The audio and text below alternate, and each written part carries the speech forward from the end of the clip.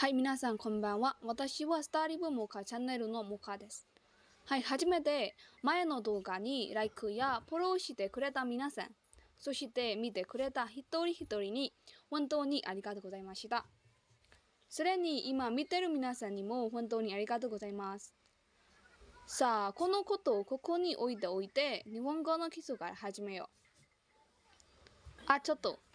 話すのを忘れちゃった。私もあなたも日本語を勉強しているでしょ。だから私もあなたにも日本語になれるためにレッスンの中で少しずつ日本語の、言葉を入れて話していきますね。では行こう。はい、では始めよう。まずにね、ဒီမှာစကားလုံးမျိုးစား၄မျိုးရှိတယ်။နံပါတ်1ရိုမာကြီးနံပါတ်2ဟီရာဂနာနံပါတ်3ခတ္တခဏနံပါတ်4ခန်းကြီးဆိုပြီးတော့ဒီမှာစကားလုံးမျိုးစား၄မျိုးရှိတယ်။အမှအဆုံးတွေ့ရမှာကရိုမာကြီးဆိုတာကအင်္ဂလိပ်စကားလုံးနဲ့ရေးထားတာဖြစ်တယ်။သူကဟီရာဂနာခတ္တခဏတို့ရဲ့အတန်ထွက်တွေကိုရေးတဲ့အခါမှာအသုံးပြုတယ်။ဟဲ့ဒါဖြင့်စကြည့်လိုက်အောင်။အမှအဆုံးလိုင်းမှာတွေ့ရတာကအလိုင်းလို့ဖတ်မယ်။အလိုင်းမှာဆိုရင်တလိုင်းမှာ၅လုံးရှိမယ်။အာအီဥအေအိုဟဲ့နောက်တစ်လိုင်းကခလိုင်းမှာဆိုရင်ခါခီခုခဲခိုနောက်တစ်လိုင်းစလိုင်းမှာချွန်းချက်ပါမယ်ဒီမှာအနီးစလုံးနဲ့ရေးပေးထားပြီပေါ့နော်အမှဆိုရင်စာရှိစုဆဲဆိုဟဲ့နောက်တစ်လိုင်းကတာလိုင်းမှာဆိုရင်ချွန်းချက်နှလုံးပါလာမယ်တာချီစုတဲတူဒါကိုချီလို့ဖတ်ပြီးတော့ဒါကိုစွတာချီစွတဲတူဟဲ့နောက်တစ်လုံးကနာလိုင်းမှာဆိုရင်နာနီနူနဲနိုဒါကသူကပုံမှန်ပဲဟာလိုင်းမှာလည်းချွန်းချက်တစ်လုံးပါလာပြီဖူဆိုပြီးတော့ဟာဟီဖူဟဲဟိုညင်တာအောင်လို့အနီးစလုံးနဲ့ရေးပေးထားဖြစ်တယ်နော်နောက်တစ်လိုင်းကမာလိုင်းမှာဆိုရင်မာမီမူမဲမိုဟဲ့ဒီမှာယာယူယော့လို့လည်းဖတ်တယ်ဒီတစ်လုံးကိုယိုလို့လည်းဖတ်တယ်ယာယူယော့ယိုဟဲ့နောက်လိုင်းကရလိုင်းမှာဆိုရင်ရာရီရူရဲတို့ဟဲ့ဒါပေမဲ့အိုဆာကာလေးသားမှာဆိုရင်တော့လာလီလူလဲလို့လည်းထွက်ကြတယ်နောက်လိုင်းကတော့ဝါဝို့ဒါကလေးကိုကြတော့အွန်းလို့ထွက်တယ်ဟဲ့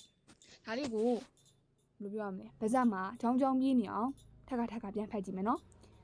ဟဲ့ပထမဆုံးအနေနဲ့ပြန်ဖတ်ပြမယ်အာအီဥအေအိုခါခီခုခဲခိုနောက်လိုင်းကစာရှိစုဆဲဆိုနောက်လိုင်းတာလိုင်းဖတ်မယ်နော်ဒါတာချီစုတဲတိုဟဲ့နောက်လိုင်းကနာနီနူနဲနိုနောက်တစ်လိုင်းဟာဟီဖူဟဲဟိုနောက်တစ်လိုင်းကမာမီမူမဲမိုနောက်တစ်လိုင်းယာယူယော့နောက်လိုင်းကရာရီရူရဲတို့အိုဆာကာဘန်းမှာဆိုရင်တော့လာလီလူလဲလို့ဖတ်တယ်နော်နောက်တစ်လိုင်းကဝါဝို့ဒီဟာလေးကိုကြတော့အွန်းလို့ထွက်တယ်ဟဲ့ဒါဖြင့်နံပါတ်2ဖြစ်တဲ့ဟီရာဂနာကိုဆက်ကြည့်ဟီရာဂနာဆိုတာကဂျပန်စာအခြေခံပြီးသူကဂျပန်စာမူရင်းစကားလုံးဖြစ်ပြီးတော့ဂျပန်မှာရှိတဲ့ဟာတွေအကုန်သုံးပြီးတယ်ပေါ့ဂျပန်လူမျိုးတွေနာမည်တွေဂျပန်မှာရှိတဲ့ဟာတွေဆာကူရာပန်းဘာညာအဲ့ဟာတွေအတွက်ကိုဒီအသုံးပြုတယ်နောက်ပြီးတော့စကားလုံးရည်အတွက်ကတော့46လုံးရှိတယ်အဲ့ဒါကတော့ဒါကအရင်ဦးဆုံးဂျပန်စာစကားလုံးအမျိုးအစားဘယ်နှမျိုးရှိတယ်ဆိုတာကိုအရင်ဆုံးသင်မှာဖြစ်တဲ့အတွက်ဒီတိုင်းလေးဟီရာဂနာကဂျပန်စာအခြေခံပြီးဖြစ်တယ်နောက်ပြီးတော့ဂျပန်စာမူရင်းစလုံးဖြစ်ပြီးတော့ဂျပန်လူမျိုးတွေနာမည်တွေနဲ့ဂျပန်မှာရှိတဲ့အရာတွေမှာအသုံးပြုတယ်ဆိုတာမှတ်ထားမယ်စကားလုံးရည်အတွက်က46လုံးရှိတယ်ဒါကတော့ရိုမာကြီးဟီရာဂနာခတ္တခဏအကုန်လုံးမှာစကားလုံးရည်အတွက်က46လုံးရှိတယ်ဟုတ်ပြီနော်နောက် slide ပြောင်းမယ်ဟိုက်နံပါတ်3ကခတ္တခဏဆိုတာကလည်းဂျပန်စာအခြေခံပြီးနောက်ပြီးတော့မွေးစားစကားလုံးဖြစ်တယ်ခတ္တခဏနဲ့ဟီရာဂနာကဂျပန်စာအခြေခံပြီးချင်းတူပေမဲ့လည်းဟီရာဂနာကမူရင်းစကားလုံးဖြစ်ပြီးတော့ခတ္တခဏကမွေးစားစကားလုံးဘယ်လိုဟာတွေမှာအသုံးပြုရလဲဆိုရင်ကင်မရာတို့ TV နိုင်ငံခြားသားနာမည်တွေမှာအသုံးပြုတယ်ပြီးတော့သူ့မှာစကားလုံးရည်အတွက်ကလည်း46လုံးရှိတယ်ဒါကတော့ဟီရာဂနာခတ္တခဏနဲ့အတူတူပဲလို့ပြောထားပြီးသားနံပါတ်4အနေနဲ့ကတော့ခန်းကြီးဆိုတာကတရုတ်ကနေဆင်းသက်လာတဲ့စကားလုံးတွေဖြစ်တယ် သူကဂျပန်နိုင်ငံကိုလွင်ခဲ့တဲ့ပေါ့နော်နှစ်ပေါင်း1900ကျော်လောက်ကရောက်ရှိလာတာဖြစ်တယ်ပြီးတော့သူက N1 ကနေ N5 ထိအဆိုရင်စလုံးပေါင်းက2000ကျော်လောက်ရှိတယ်လို့သိရတယ်ဟိုင်းဒါဖြင့်ပေါ့နော်ဂျပန်စာစကားလုံးအမျိုးအစားဘယ်နှမျိုးရှိလဲလို့မေးရင်၄မျိုးရှိတာကိုသိထားရမယ်နံပါတ်1ကရိုမာကြီးဟီရာဂနာခတခနာခန်းကြီးဆိုပြီးတော့၄မျိုးရှိတယ်နံပါတ်1ကရိုမာကြီးဆိုတာကအင်္ဂလိပ်စကားလုံးနဲ့ရေးထားတာဖြစ်တယ်ဘယ်လိုနေရာမှာအသုံးပြုရလဲဆိုရင်ဟီရာဂနာခတခနာတွေအတန်းထွက်တွေကိုရေးတဲ့အခါမှာအသုံးပြုတယ်နောက်ပြီးတော့စာလိုင်းတာလိုင်းနဲ့ဟာလိုင်းမှာချွင်းချက်စကားလုံးရှိတယ်ဆိုတာကိုလည်းသိထားရမယ်နောက်ပြီးတော့ကျတော့ဒါကဟီရာဂနာကတော့ဂျပန်စာအခြေခံပြီးဂျပန်စာမူရင်းစကားလုံးနဲ့ဂျပန်လူမျိုးရေးနာမည်မှာသုံးတယ်ဆိုတာကိုသိထားရမယ်။စကားလုံးရေတွက်က46လုံးရှိတယ်ဆိုတာကိုလည်းသိထားရမယ်။နောက် slide မှာဆိုရင်ခတာခနာဆိုတာကဂျပန်စာအခြေခံပြီးဖြစ်တယ်။မွေးစားစကားလုံးဖြစ်တယ်။ဥမာကင်မရာတွေ TV တို့နိုင်ငံသားနာမည်တွေမှာအသုံးပြုတယ်။ပြီးတော့စကားလုံးရေတွက်က46လုံးရှိတယ်။နောက်တစ်ခုကခန်းကြီးဆိုတာကတရုတ်ကနေစစ်သက်လာတဲ့စကားလုံးဂျပန်နိုင်ငံကိုလွန်ခဲ့တဲ့နှစ်ပေါင်း1900ကျော်လောက်ကရောက်ရှိလာတယ်ဆိုတာကိုလည်းသိထားရမယ်။ဒါက knowledge သိတာပေါ့နော်။နောက်ပြီးတော့ N5 ကနေ N1 အထိစကားလုံးပေါင်းခန်းကြီးစကားလုံးပေါင်း2000ကျော်လောက်ရှိတယ်ဆိုတာကိုလည်းသိထားရမယ်။ဒါကလောက်နေပြီးသွားပြီပေါ့နော်။နောက်အနေနဲ့ဟီရာဂနာခတာနဲ့ခန်းကြီးတွေဘာကြောင့်ဘလို့အသုံးပြုလဲဆိုတာကိုနည်းနည်းတော့ပြောပြမယ်နော်။ဟိုက်ပထမဦးဆုံးအနေနဲ့ဟောပြပြမယ်ဟီရာဂနာ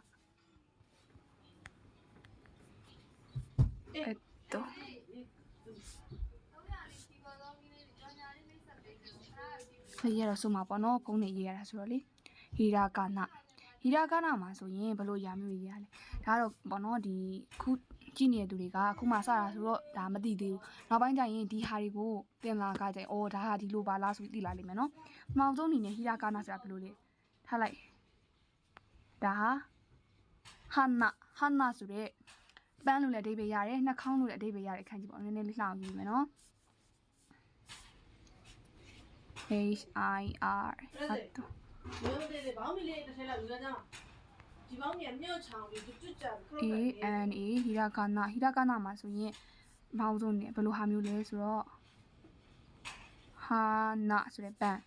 ဒါကပန်းလို့လည်းအဓိပ္ပာယ်ရတယ်နှာခေါင်းလို့လည်းအဓိပ္ပာယ်ရတယ်ဒါကို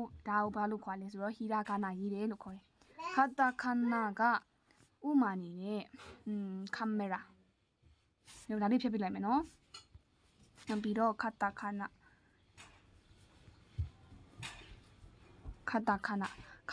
ဆိုတာကဘယ်လိုဟာလဲဆိုရင်မွေးစားစကားလုံးကိုပြောထားရယ်နော်မွေးစားစကားလုံးကဘယ်လိုဆိုကင်မရာသူ့ကိုခတာခနာအတန်ထွက်ကဘယ်လိုဆိုအင်္ဂလိပ်စကားလုံးအတန်ထွက်နေတဲ့နီးစပ်တယ်ခထိုင်ဖတ်ငွေရမဲကင်မရာဒါဆိုရင်ကင်မရာဆိုရင်ကင်မရာဒါကခတာခနာဖတ်နေလို့ခေါ်တယ်နောက်တစ်ခုကခန်းကြီးကိုဘာလို့အသုံးပြုရလဲဆိုရင်တချို့စကားလုံးတွေကအတန်ထွက်တော်တူတယ်ဒါပေမဲ့အဓိပ္ပာယ်မတူတာမျိုးရှိတယ်တကယ်လို့ခုစောနာကပြောခဲ့တဲ့ဟာနာကိုတကယ်လို့လိုဟာနာအတိုင်းရေးလိုက်တယ်ဆိုရင်ဒါနှာခေါင်းကပန်းလားဆိုတာမကွဲဘူးအဲ့ဒါကိုကွဲဖို့အတွက်ခန်းကြီးရေးလိုက်မယ်ပေါ့နော်အုံဆုံးကိုကနှာခေါင်းဟာနာကိုရေးနေတာဆိုရင်ပေါ့ဒါလေးနှာခေါင်းခန်းကြီးလေး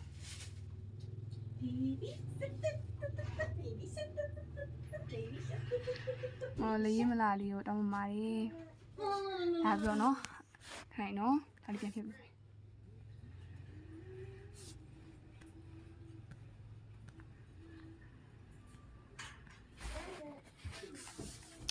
ဟာနာဆိုရင်နှာခေါင်းခန်းကြီး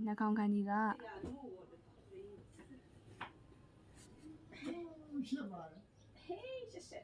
ဇက်နဲ့ဇက်နဲ့မပြတ်ပါဘူးဒါကဟာနာဆိုတာနှာခေါင်းခန်းကြီးဒါကဟာနာဘယ်လိုပန့်ခန်းကြီးကကြတော့ဒီလိုလေးဟာလေသားကြည့်ပေးရပါမှုပါဒါကဟာနာဆိုတဲ့ပန့်ခန်းကြီးဒီမှာဆိုရင်ဒီခိုင်းနှလုံးကိုကြည့်မယ်ဆိုရင်တော့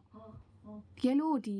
ဟီရာဂနာနဲ့ရေးလိုက်မယ်ဆိုရင်တော့ဒါဟာနာပန့်လားနှာခေါင်းလားဆိုတာမကွဲဘူးသို့တော့စာရေးတဲ့ခါမျိုးမှာဒီခန်းကြီးတွေကိုသုံးလိုက်မယ်ဒီခန်းကြီးလို့မြင်တော့ဒါနှာခေါင်းခန်းကြီးပါလားဒါနှာခေါင်းပါလားဆို